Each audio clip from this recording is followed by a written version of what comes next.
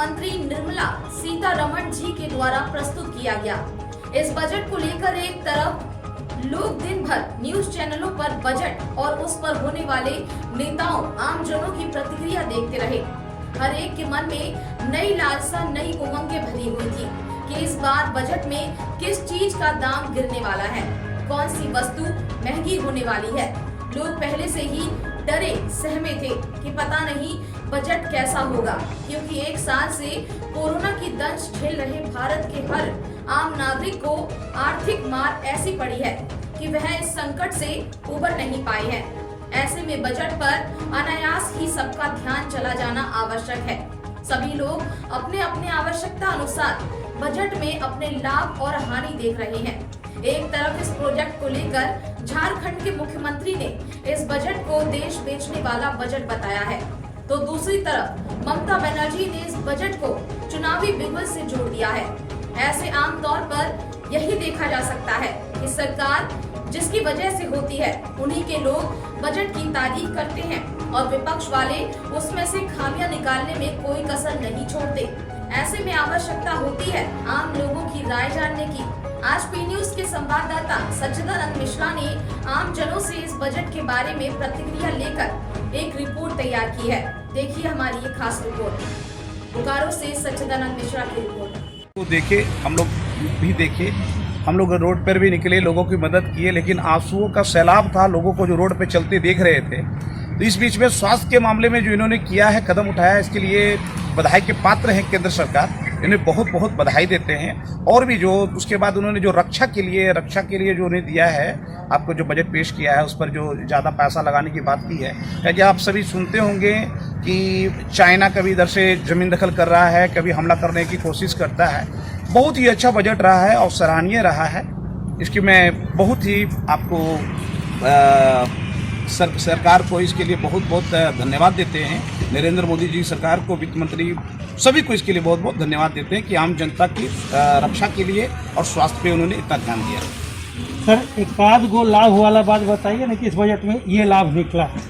देखिए, इस बजट से जहाँ तक हमें लाभ लगता है कि पहले ही मैंने कहा कि स्वास्थ्य सबसे बड़ा क्या है ना, इंसान का स्वास्थ्य। अगर स्वास्थ्य अगर बढ़िया रहेगा, जीवन रहेगा, तभी हम कोई भी आपको विकास की बातें या कोई भी कुछ कर सकते हैं। तो स्वास्थ्य में जो 35,000 करोड़ रुपए इन्होंने देने का कार्य किया है और ये लाभ ही है, इससे लाभ ही आने वाला समय में इसमें लाभ दिखेगा।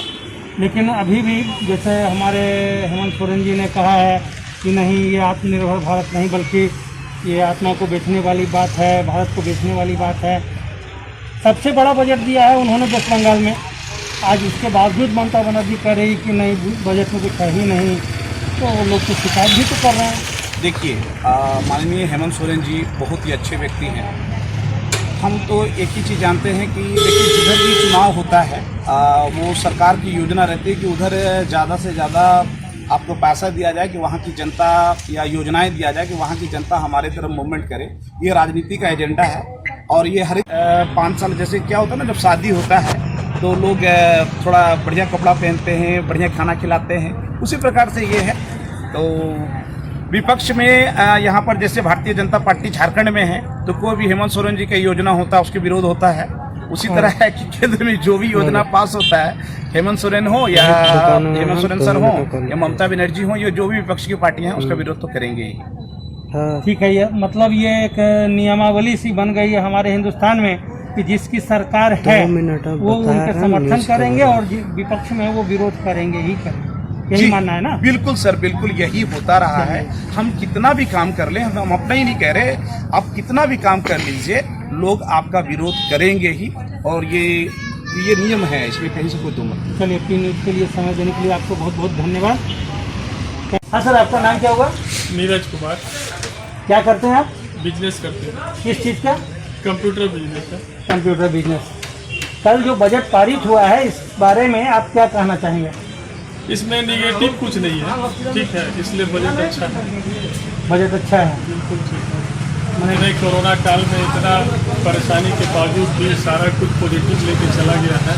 हो सकता है कि अगले साल बहुत अच्छा होगा। ऐसा 1-2 पॉइंट बताइए जो आपको लग रहा है कि बहुत अच्छा हुआ है। ये जैसे बैंक का एक NPA का बैड बैंक बनाया गया है, NPA वगैरह जो भी है उसमें डाल दिया जाएगा, उसका प्रॉफिट जो है उससे कंपनसेट होगा, ग्रोथ बढ़ेगा। और इंफ्रास्ट्रक्चर में खर्च करने की बात है, खर्च करने से आपका जो भी है नौकरियां पैदा होगी, हो सकता है कि डेवलपमेंट अच्छा होगा। और कोई माइनस पॉइंट आपके नज़र में? अभी तक तो नहीं है, देखते हैं। ठीक है, बहुत बहुत धन्यवाद। धन्यवाद। इस समय मैं सेक्टर 4 में एक तो इलेक्ट्रॉनिक व्यापारी के सामने हूँ और कल के बजट के बारे में मैं इनसे जानना चाहता हूँ कि इनकी क्या प्रतिक्रिया है इस बजट के बारे में। हाँ सर, आपका नाम क्या हुआ? मेरा नाम विष्णु प्रसाद सिंह हुआ और मैं शुभम जेरोक्स के नाम से हमारा दुकान है सेक्टर 4 में, सिटी सेंटर में। मैं बजट के बारे में यही बताना चाहूँगा कि बजट तो ठीक है, सभी लोगों को ध्यान में रखा गया है, जो भी है ठीक है, लेकिन मध्यम वर्गीय जो हम लोग दुकानदार हैं, इस विषय में कभी कोई बजट में कोई चर्चा नहीं होती है, न इसके बारे में दिखाया जाता है। बजट में मध्यम वर्ग हमेशा पिसता रहा है और पिसता ही रहता है हर बजट में, बस मैं यही देखता हूँ। और जो भी अपेक्षाएं थी सरकार से कम इस बजट में मध्यम वर्ग, हम जैसे जो छोटे दुकानदार हैं, उनके लिए कुछ हो, वो कहीं नज़र नहीं आया। सर एक बात बताइए, इतना लंबा कोरोना काल में यहाँ करोड़ों आदमी को 11 महीने तक मुफ्त में भोजन राशन दिया गया, तो मध्यम वर्गीय को ही दिया गया है। और आज पूरा विश्व इस कोरोना काल में त्रासदी झेल रहा है, और ऐसे में अगर ये बजट आता है तो क्या आपको लग रहा है, आप संतुष्ट एकदम नहीं है? चलिए, वो जो राशन पानी जो दिया गया है वो मध्यम वर्ग को नहीं दिया गया है, वो निचले तबके को दिया गया है। लेकिन जो हम मध्यम वर्ग हैं वो तो ना ऊपर है ना नीचे है, क्या हमें कहाँ वो राशन अब कुछ मिला? हमें तो ये भी हमारा जो बैंक का इंटरेस्ट था वो तो 3 महीने तक बोला गया कि नहीं मिलेगा, लेकिन 3 महीने के बाद एक बार ही तो बैंक ने वो काट लिया। अब प्लस अब इंटरेस्ट पे भी मैं इंटरेस्ट दे रहा हूँ, कहाँ मिला? हमें तो कोई बेनिफिट मिला ही नजर ही नहीं आ रहा है। अर्थात आप इस बजट से संतुष्ट नहीं? हम अपने लिए संतुष्ट नहीं है, देश के लिए संतुष्ट है और लोगों के लिए संतुष्ट है, लेकिन अपने सबसे पहला तो अपना भी होता है ना कि हमको इस बजट से क्या मिल रहा है, या हम जैसे जो आदमी है, जो मध्यम वर्गीय दुकानदार है, जो कि लोन लेके या किसी तरह से शॉपकीपर है, हम लोग जो कि रियल मध्यम वर्ग जो है, उसको इसमें कहीं कोई नजर नहीं आया कुछ। ठीक है, धन्यवाद। चलिए, इस समय मैं एक और व्यक्ति हैं, बजट के बारे में इनसे जानकारी लेंगे। सेक्टर 4 के ही मार्केट के सामने हैं। हाँ सर, आपका नाम क्या हुआ? मेरा मुकेश कुमार। क्या करते हैं आप? यहाँ हम दुकान में काम करते हैं, सेल्समैन है। सेल्समैन है। चलिए, एक बात बताइए, आपने भी तो बजट देखा होगा, कल का बजट, तो एक बात बताइए कि कल के बजट के बारे में क्या आप कहना चाहते हैं? लाभान्वित है या नुकसान है, क्या है? देखिए, कुछ लोगों के तबके के लिए, जैसे अमीर लोगों के लिए, गरीब लोगों के लिए किया जा रहा है, पर मिडिल क्लास हम लोग जैसा फैमिली के लिए ऐसा कुछ नहीं किया जा रहा है। जैसे राहत कुछ मिले, जैसे अभी तो कल देखने में आया कि तेल महंगा होगा, दाल महंगा होगा, गरीब आदमी कहाँ जाएगा, इसका नहीं चल रहा है कि क्या होगा। बजट ऑलमोस्ट ठीक है। तेल इन द सेंस मतलब क्या है? जैसे सोचो, तेल आपका रिफाइंड तेल और तेल दलहन, ये सब का रेट जो दे रहा है कि बढ़ने वाला है। तो एक बात बताएंगे सर कि पूरे विश्व पूरे 1 साल तक के कोरोना का त्रासदी झेलने के बाद भी अगर ये बजट में इतना संतुलन मिल रहा है, आपने कहा मध्यम वर्गीयों के लिए, कुछ नहीं तो एकदम नहीं है? नहीं होगा, पूरी तरह तो बजट हम लोग पढ़े नहीं कि क्या है, बाकी जो न्यूज़ में जो जितना दिखाया, हाँ, उससे यही पता चला कि मिडिल क्लास के लिए कुछ किया नहीं है। मिडिल क्लास के लिए कुछ नहीं। नहीं, एक आध माइनस पॉइंट बता दीजिए। माइनस पॉइंट तो ऐसा कुछ नजर आ नहीं रहा है। लोग कह रहे हैं माइनस पॉइंट में यही है कि कह रहे हैं कि 2.5 रुपया पेट्रोल बढ़ेगा और 4 रुपया डीजल बढ़ेगा। उससे आपके जेब पर फर्क पड़ेगा क्या?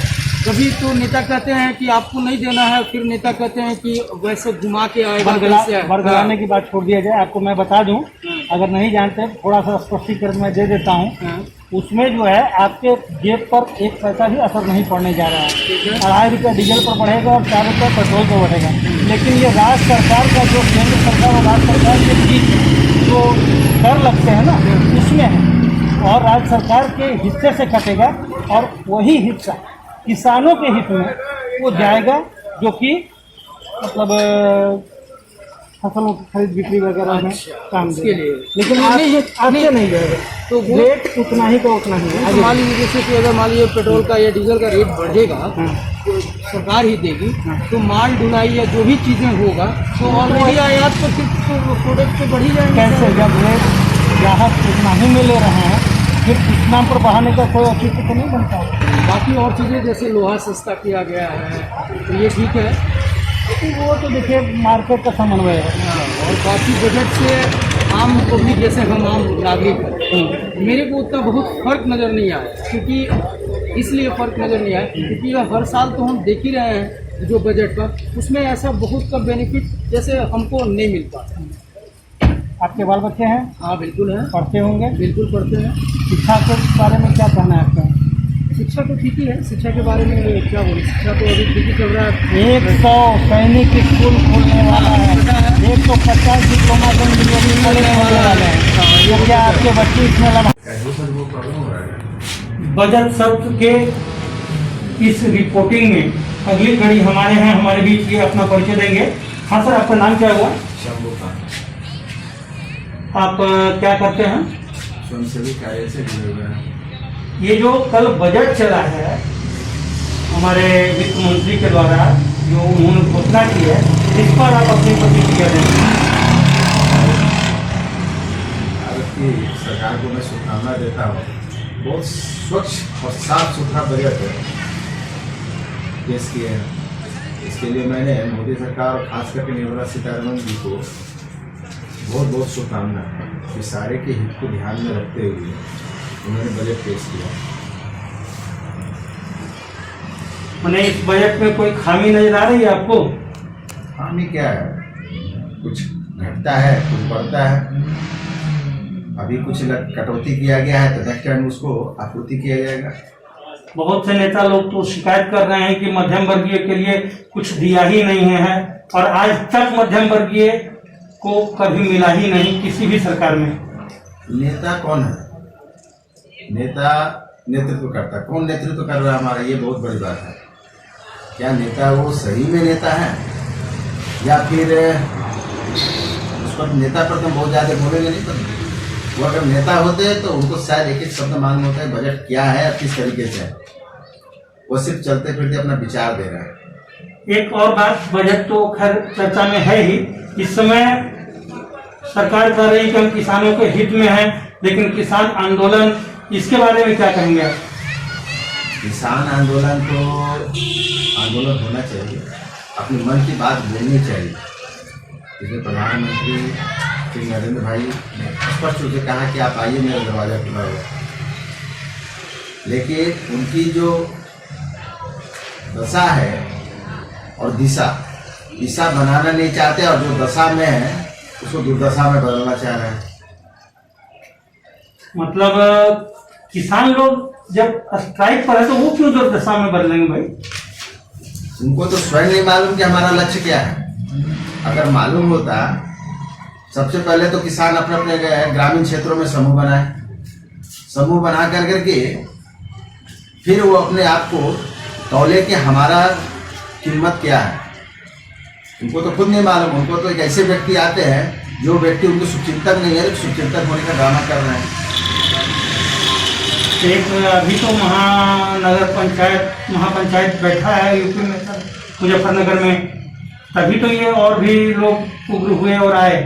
नहीं, ये तो राजनीतिक पूर्ण रूप से है। अभी मोदी सरकार एक्शन में आ गई है। जो 26 जनवरी के दिन उन्होंने जो काम किया, अब वो बचाव में टिकैत साहब ने एक भावनात्मक संपर्क स्थापित करके लोगों से और एक व्यक्ति विशेष की लड़ाई को पूरे भारत भर में अंजाम देने का प्रयास कर रहे हैं, सिर्फ अपने बचाव के लिए। ये कोई आंदोलन नहीं है, अब बचाव है उनका। मतलब आप कहीं ये तो नहीं कहना चाह रहे कि उन पर भी जो ये एनएसपी और कुछ केस लगे हैं उसके लिए बचने का प्रयास है? जब आपके अंदर कैपेसिटी नहीं है बारात में लोगों को खिलाने की, तो फिर बुलाते क्यों हैं? उन्होंने आंदोलन किया और आंदोलन को जब उन्होंने बोला कि मैं हमारे कार्यकर्ता रूट पर घूमेंगे, शांति प्रिय मार्च करेंगे, शांति में शांति। अब इसको तो किसी न किसी को जवाब दे लेना है। उस जवाबदेही से बचने के लिए इस तरह का वो ड्रामा कर रहे हैं। ठीक है। कैमरामैन नविंदु कुमार मिश्रा के साथ सज्जानंद मिश्रा। आपको पी न्यूज के लिए जो समय दिया है इसके लिए बहुत बहुत धन्यवाद। आपको भी